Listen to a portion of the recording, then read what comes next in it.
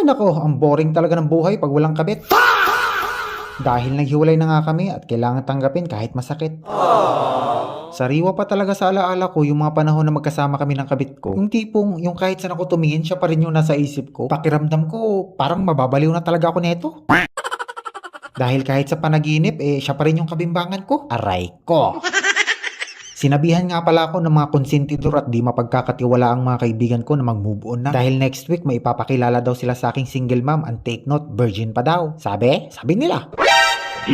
Sabi ko, mahirap kalimutan si Mary pare. Sa kanya ko lang naranasan na mag-helicopter at mag-submarine kahit yung bunganga niya amoy formalin. At isa kasi sa nagustuhan ko sa kanya, loyal siya sa akin kahit cheater siya sa asawa niya.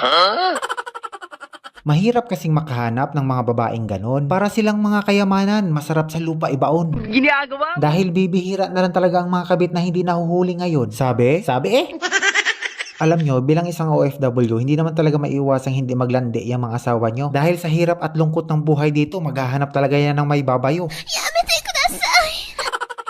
At yun, salamat nga pala sa followers ko na nagbigay sa akin ng regalo. Salamat sa'yo. Nung una nagtataka ako kung bakit ayaw mo magpa-mention dito. Tapos malaman-laman ko yung asawa mo nakafollow pala sa akin dito, animal.